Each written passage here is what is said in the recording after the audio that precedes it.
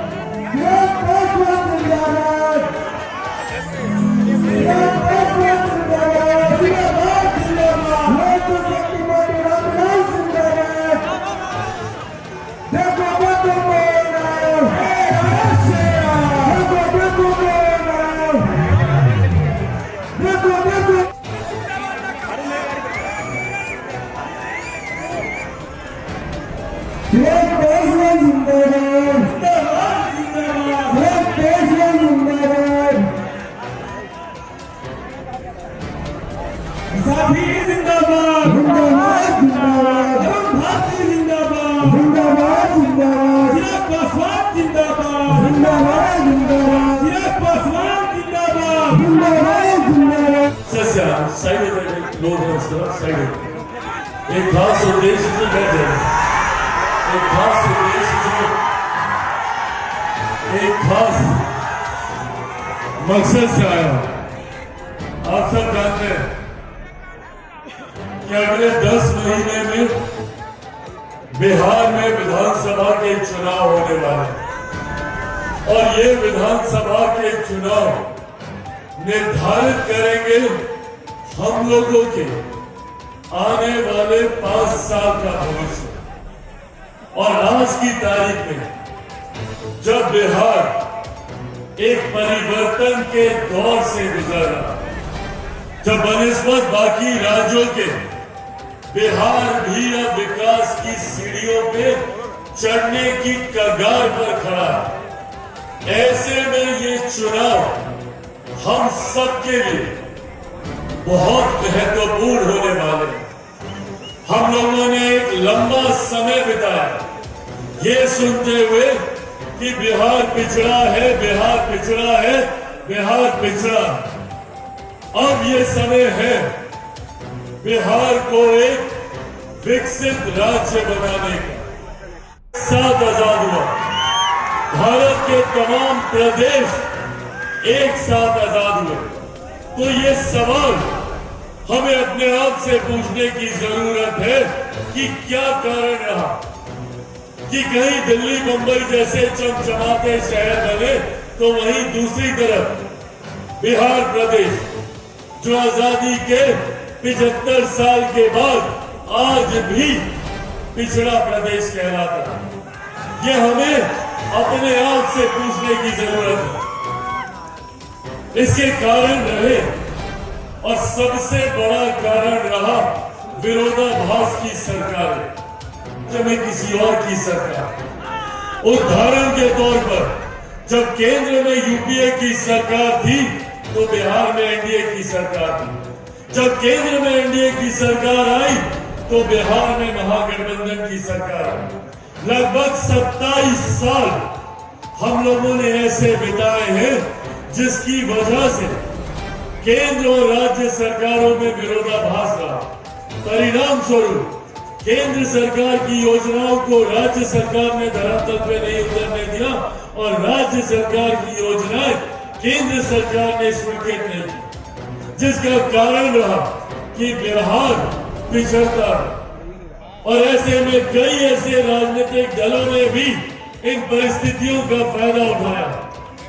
बांटते गए, हम बढ़ते गए, पर बदले में जो वादा हमसे किया गया था कभी इन दलों ने उन वादों को पूरा करने का काम नहीं किया। और दौर 90 के दशक में एक ऐसा दौर हम लोगों ने देखा जिसकी वजह से हमारे प्रदेश के युवाओं को पलायन करने के लिए मजबूर किया गया। और आज भी तकलीफ मुझे इस बात की होती है जब मैं देखता हूँ कि बिहार के युवा दूसरे राज्यों में जाते हैं। दिल्ली में रहा हूँ, बम्बई में मैंने काम किया, पर मैंने आज तक कभी नहीं सुना कि कोई दिल्ली का लड़का या लड़की बिहार आता हो शिक्षा के लिए।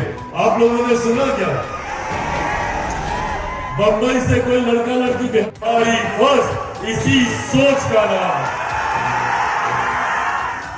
इसी सोच को लेकर, इस संकल्प को लेकर हम लोग आगे बढ़ने का काम कर रहे हैं, ताकि आने वाले दिनों में किसी भी बिहारी युवा को बिहार छोड़कर दूसरे राज्य न जाना पड़े।